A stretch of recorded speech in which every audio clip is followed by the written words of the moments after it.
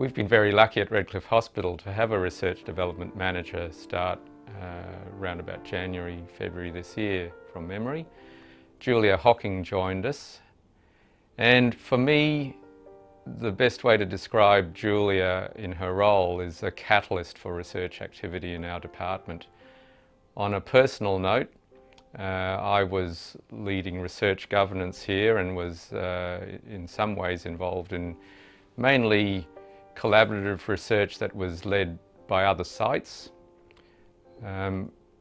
What Julia's done is created a buzz of activity and a bit of interest and excitement around research. And I've seen colleagues who've previously had little or no interest in research suddenly express ideas and willingness to be involved, and in fact to actually take on the challenge of writing submissions and developing their project ideas.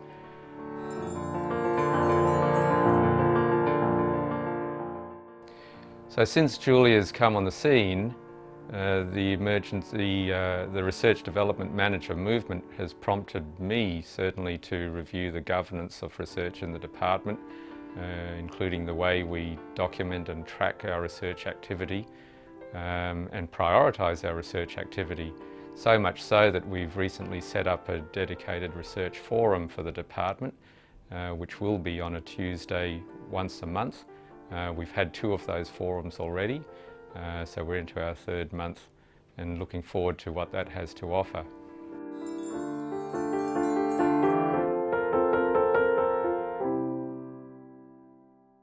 Yes, so being an EMF reviewer is a new experience for me and for others in the department. I had been approached in previous years and had shied away, not believing that I was the right person to be an EMF reviewer.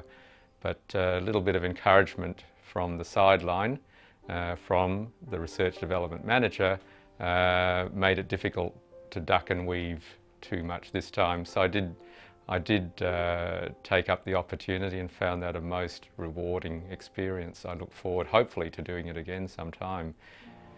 The other thing that Julia has brought is an awareness that we're not in isolation with our research. We are part of a network, and we've already seen the links forming with other departments and the opportunities for some research collaboration, certainly within our own network right up to Hervey Bay and beyond, with Townsville and other centres into the future.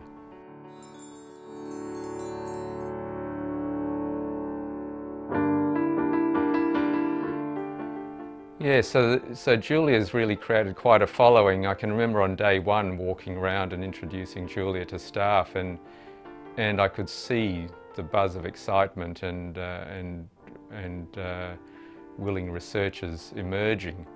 So we've seen consultants, registrars, residents and nurses all wanting to get involved, from audit through to higher level research.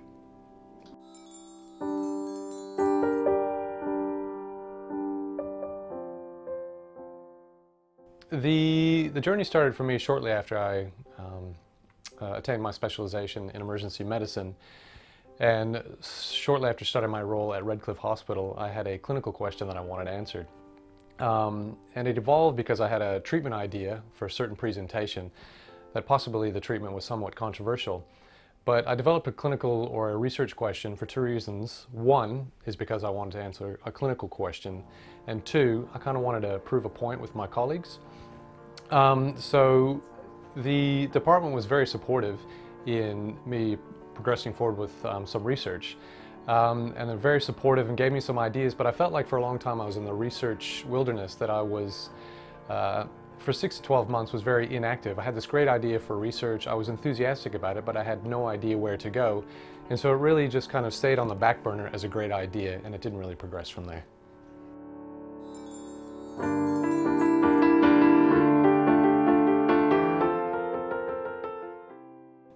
Well, for me, that was the great fire starter, the great impetus, because again, hearkening back, it was just an idea, something that was just floating there, and I had some vague ideas of how I might get started. But for me, it was really, how do I get my toes wet? How do I jump into the pond of research having no previous experience at all? And she was a very enabling, encouraging, enthusiastic supporter, and that she kind of took me by the hand and said, look, this is the pool of research, this is how you go about it, this is what you do. But she didn't do it for me. She just showed me the direct path, how I could achieve those things myself, and gave me a helping hand. And again, she was enabling, she was encouraging, she was enthusiastic, and really let me know that it was possible, and it lit that fire. And since that time, I've really progressed with my research in terms of getting a grant put together, putting my ethics proposal together, and I really felt that my whole clinical research question is really taken on a life of its own, and I've solely put that down to her guidance and her enthusiasm.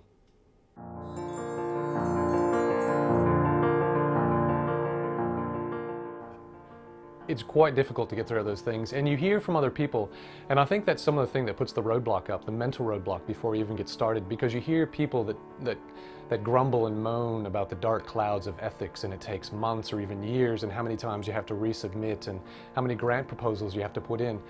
But I think she put it to me in terms of a way that made it seem really simple and easily attainable. And it kind of instilled me with a sense of enthusiasm and not this sense of foreboding and a sense that it could never be achieved. And so far so good, and we've achieved a lot of success, and she's really encouraged me to keep going forward with that.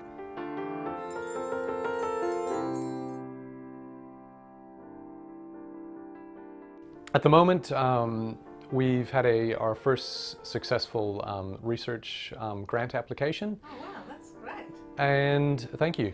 And we've just committed the first draft. We've just completed the first draft of our ethics proposal, which we'll be submitting shortly. And we're also applying for a second research grant because to foster collaboration with another hospital, we're actually going to be conducting the study at 2 sites. So we're going to apply for our second research grant so we can fund the research at that other hospital.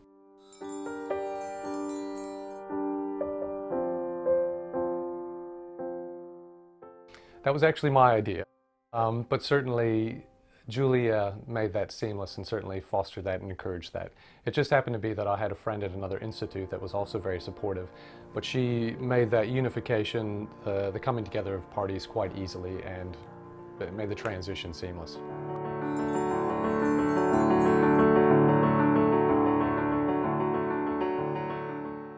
Nothing at all. So I had an idea though.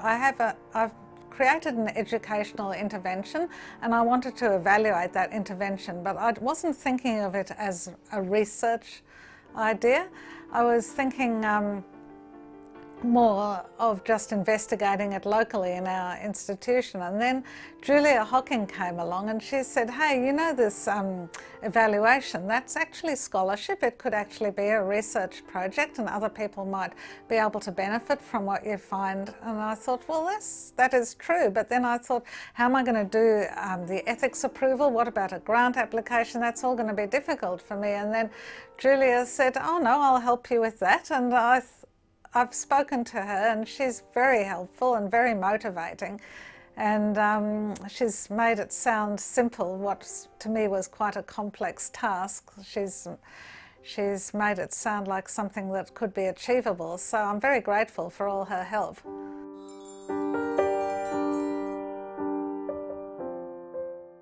She helped with the practical side. She explained how we could make it happen. She gave me ideas, she motivated me, and then she also suggested that I could possibly get a second site involved besides our own hospital. So that was something I definitely hadn't considered before, but it's quite important because my intervention that I've created has actually already been used at our hospital, so that'll make it difficult to research it, whereas if we use a second site, that could solve a lot of problems potentially. So yeah, it was good.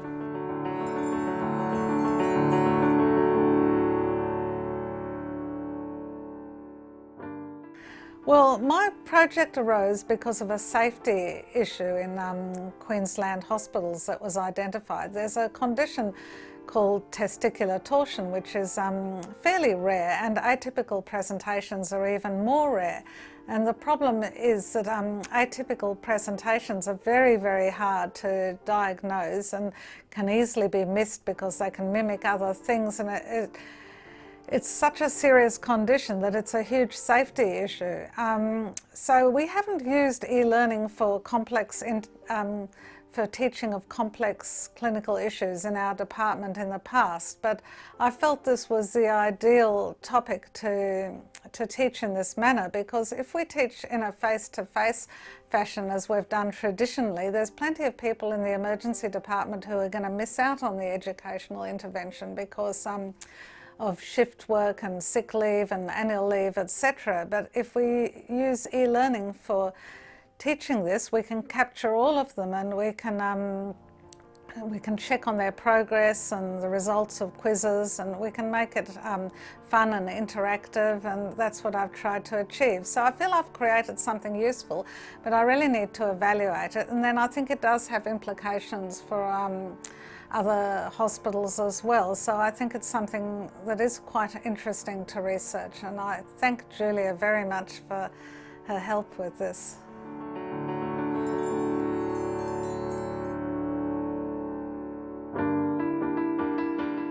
Teaching and knowledge of our junior doctors, and I felt it couldn't be addressed by traditional learning. And then I think that when you do anything new, even though it may seem like a good idea, it's very important that it's researched and evaluated to make sure it's really doing what we think it's doing. And although I was just going to do this as a local project with maybe just some survey questions, Julia's helped me understand that it's actually an important topic that should be researched properly, and she's helping me to do it. So that's excellent. She's encouraging me, motivating me, guiding me. I'm very happy with everything that she's done so far.